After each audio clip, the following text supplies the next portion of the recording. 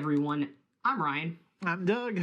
And today we review our first BTAC bottle, the 2025 William Larue Weller, here on Rick House Reviews.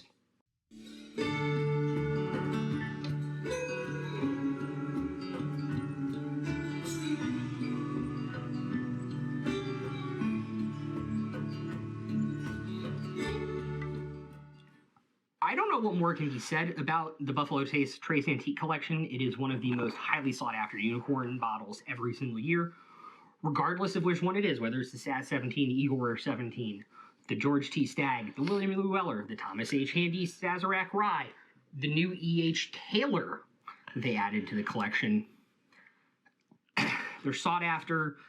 People strive to collect them, and today we get the chance to review the first one for the channel.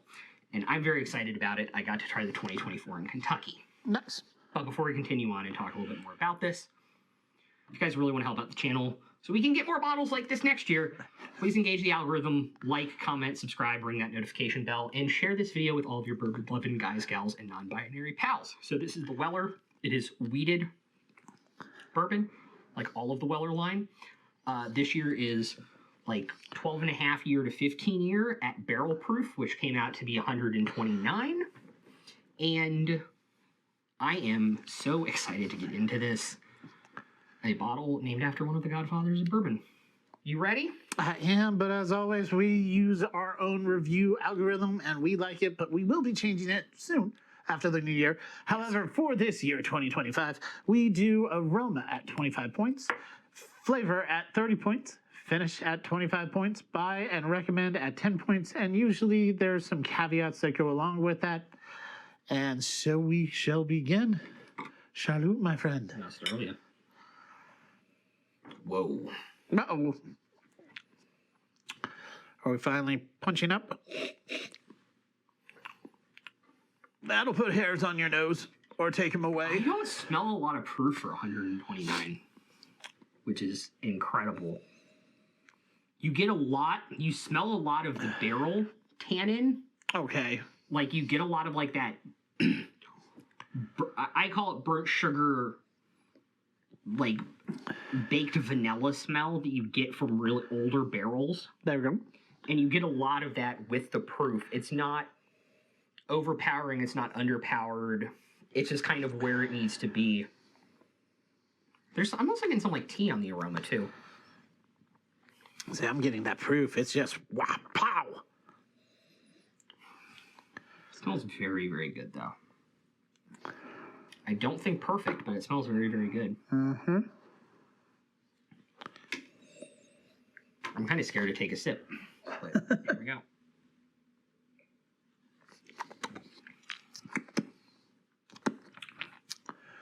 Feel the burn. Oh, yeah. Feel the fun. Uncut, unfiltered, baby. Mm-hmm.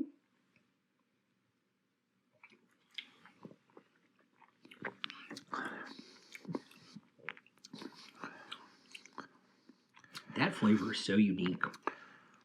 Somehow I'm getting cinnamon. I get cinnamon, too. Okay.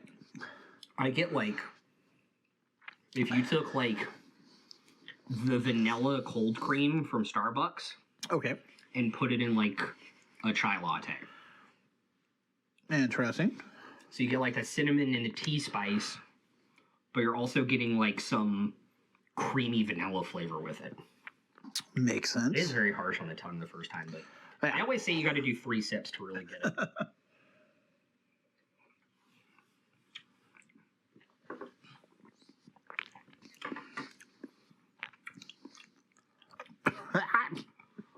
Found it.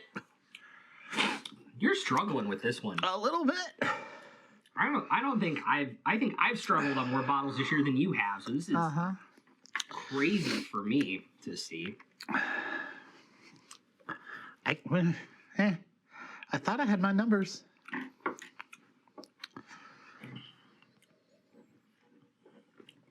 I know that's staying right there. 100%.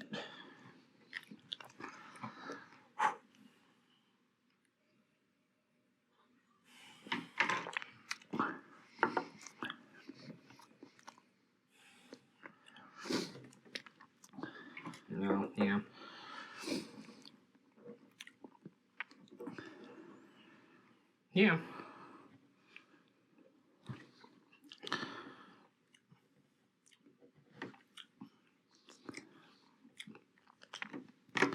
Got my numbers. Okay. Where do you want to start? I mean, let's start at the finish. Okay. Okay.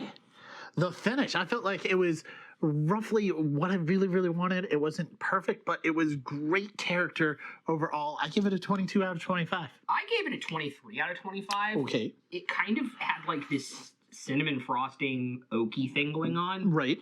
But it was just a little bit too spicy. In terms of the cinnamon kind of punching through everything else that was going on, that kind of ruined it a little bit. Mm-hmm. But other than that, I thought it was delicious. There you go. I thought the finish was delicious. But I think the flavor is really the highlight of this. Right. I gave it a really high number. I gave it 28 out of 30. Okay. I thought there were a lot of complex flavors going on, and they didn't run each other over. They worked very, very well with themselves. Right. But you have to like the flavor that's going on because of the proof and the punchiness of it to really enjoy it. True. So for me, it's a 28 out of 30. For somebody else, it may be a 14 out of 30 on our scale. True. True. What did you end up giving it? I gave it a 23 out of 30. I felt like the flavor is the best part of it, for sure. It had that cinnamon character and created a nice flavor overall. Mm-hmm. And then the finish was just roughly right where I wanted it. It was the aroma that threw me off because I was getting a lot of just heavy proof, even though it's only 130. If you can punch through it, you get this wonderful, like, black tea vanilla thing going on that I really enjoyed. I gave it a 23 out of 25. Okay. Definitely think it's not the best thing I smelled this year. True. But it is very much up there. Very much enjoyed it. Let's move on to the hard things with BTAC, which is the buy again. Yep. I'll start on the buy again because I did give it a high score, but I do have a caveat on it. Big time. I am going to give this a 10 out of 10 on buy again with the caveat that I would probably not buy the 25 again. Okay. I would want next year's or I would want a previous year's. Okay. Because they are hard to find, they are hard to get, they are collector's items, not necessarily drinkable bourbon. Right.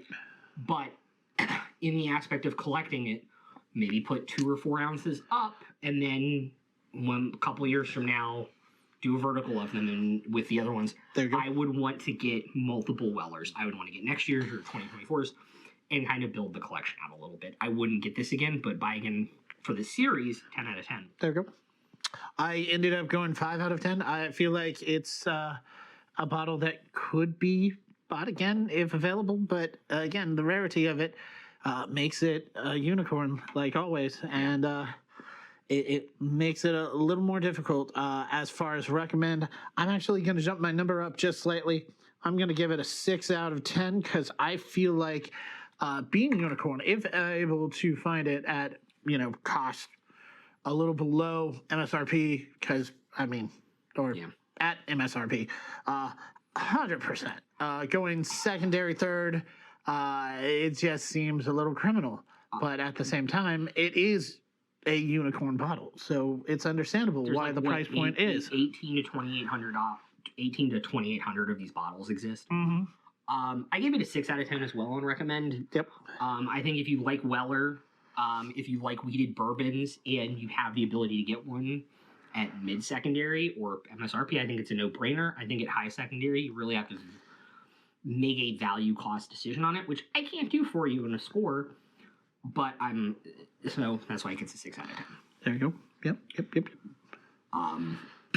I really don't know what else to say out of this other than... we look forward to next year's, and if we can track down a former year... I'm impressed. I could 100%, as you caveated, I would see us trying to get other bottles similar to like the Discovery line, how we have, 13 out of the current 13, and we're waiting on 14 coming out soon. Yeah. Yep. So, as far as that goes, again, feel free, like, subscribe, hit that bell. Leave us some comments down below. Let us know if you've had this guy, if you've had something different. give us your thoughts. Give us your score. And that is my little spiel. Any last words? I have waited to get BTAC the 2 years I've been collecting. Yep. I have a couple now, and they're fun. And I hope we can, kind of springboard off of this into having a great year next year and opening more bourbon with more people and having more fun. And it's kind of an end of the year, harumph, and let's get into the bourbon of the year. There we go. I like that. It's great. Great having you guys watch us. Great having you guys like us, and great being back on your video channel. Again, I'm Doug. I'm Ryan. We'll look forward to seeing you next time here at Red House Reviews. Peace out, guys.